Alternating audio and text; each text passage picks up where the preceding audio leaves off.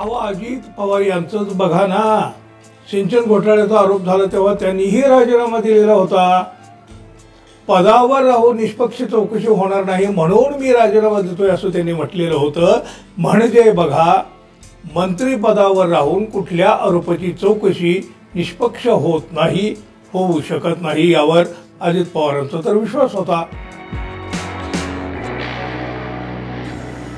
मित्रांनो नमस्कार। राजकारण करताना नैतिकता सांभाळावी किंवा सांभाळणं अपेक्षित असतं असं नेहमी म्हटलं जातं। बघा, आजच्या राजकारणामध्ये नैतिकता कुठेही उरलेली नाही असं देखील सातत्यानं अलीकडे म्हटलं जाऊ लागलं आहे आणि त्याची अनेक उदाहरणं तुम्ही आम्ही गेल्या 4-5 वर्षात तर सर्वाधिक पद्धतीने आपण पाहिलेली आहे। अहो, राजकारणाची पातळी एवढ्या रसातळाला गेली आहे की आता पुन्हा पहिले ते चांगले, मंगल, पवित्र अशा राजकारणाचे दिवस येतील असं तर आत्ता तरी वाटत नाही नक्की। बघा, ना कोणाला पक्षाची निष्ठा ना मतदारांची जाणीव, मग नैतिकतेचा प्रश्न तरी येतो कुठं हो। आता हेच बघा, मस्साजोग इथले सरपंच संतोष देशमुख यांची हत्या झाली, अगदी क्रूर हत्या झाली, अमानवी हत्या झाली। अहो, 1 महिना झाला लोक मंत्री धनंजय मुंडे यांचा राजीनामा मागत आहेत। राजीनाम्याची मागणी लोक रस्त्यावर उतरून करीत आहेत। आता मुंडे खुर्ची सोडत नाहीत। अजित पवार, देवेंद्र फडणवीस या मुंडे यांची हकालपट्टी करीत नाहीत।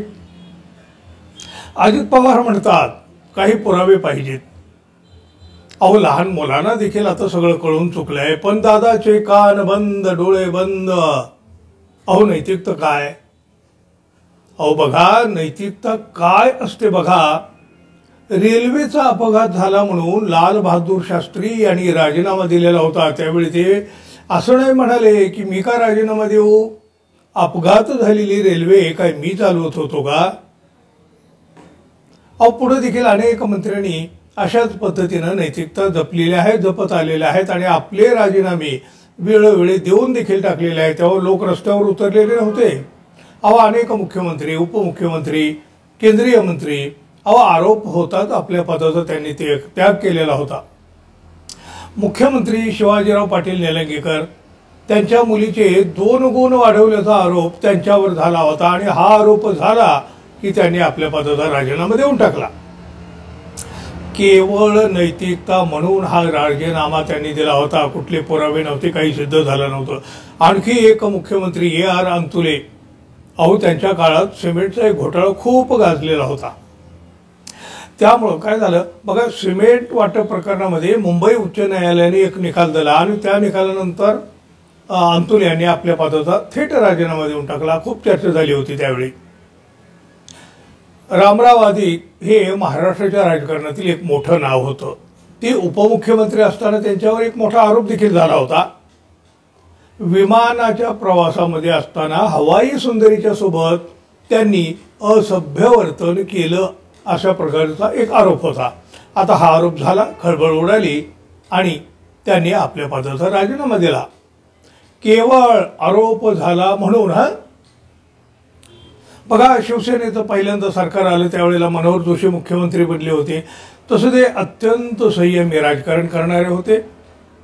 त्यांच्यावरही असाच एक आरोप झाला, म्हणजे तो जावयासाठी त्यांनी भूखंडाचं आरक्षण बदललं असा एकच आरोप मनोहर जोशी यांच्यावर झाला होता आणि त्यांनीही आपल्या पदाचा राजीनामा लगेच दिला, नैतिकता जपली। अशाच प्रकारे विलासराव देशमुख यांनाही मुख्यमंत्री पदाचा राजीनामा द्यावा लागला होता। अहो, त्यांच्यावर कुठल्या घोटाळ्याचा, भानगडीचा असा कसलाही आरोप नव्हता। मुंबईवर 26 अकराचा जो दहशतवादी हल्ला झाला होता ना, त्यावेळी मुख्यमंत्री म्हणून पाहणी करीत असताना चित्रपट क्षेत्राशी संबंधित असलेल्या राम गोपाल वर्मा यांना त्यांनी सोबत घेतलं होतं, बस एवढंच कारण ठरलं आणि त्यांना मुख्यमंत्रीपद देखील सोडावं लागलं। याच वेळी बघा, उपमुख्यमंत्रीपदी असलेले R.R. पाटील, अहो राजकारणी कसा असावा याचं उदाहरण, उत्तम उदाहरण म्हणजे R.R. अहो साधे भोळे पण कर्तव्य कठोर, कसलाही डाग त्यांच्या राजकीय कारकिर्दीला लागलेला नाही।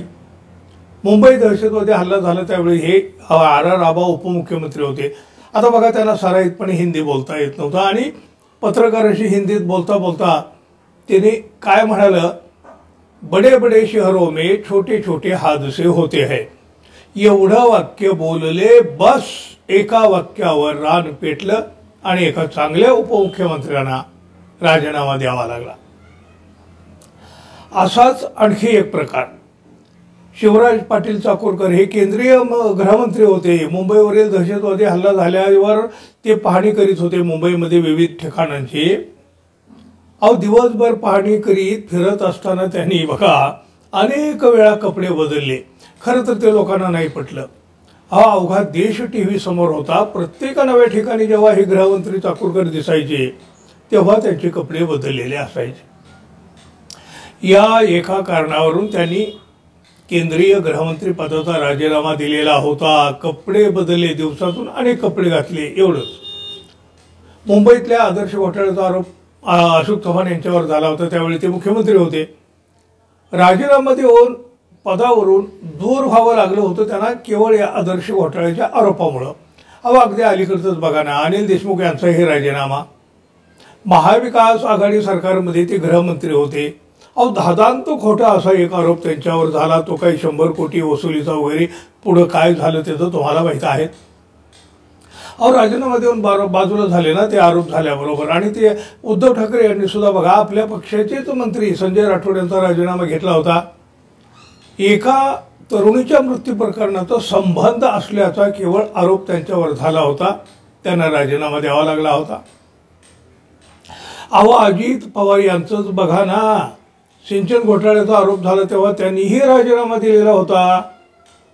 पदावर राहून निष्पक्ष चौकशी होणार नाही म्हणून मी राजीनामा देतोय असं त्यांनी म्हटलेलं होतं.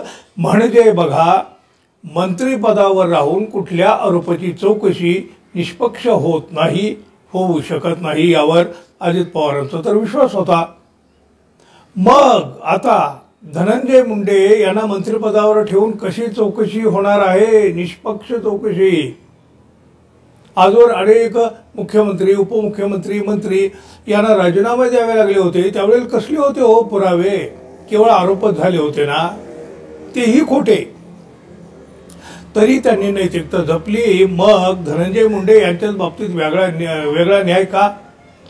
आता का कोणाला आठवत नाही ही नैतिकता? एक जनता म्हणून, नागरिक म्हणून, मतदार म्हणून तुम्ही काय सांगाल? तुमच्या प्रतिक्रिया मित्रांनो जरूर द्या. आणि हो, आपण अजून आपल्या चॅनलला सबस्क्राईब केलं नसेल तर कृपया सबस्क्राईब करावं ही अपेक्षा आहे. धन्यवाद. पुन्हा भेटू. तोपर्यंत नमस्कार.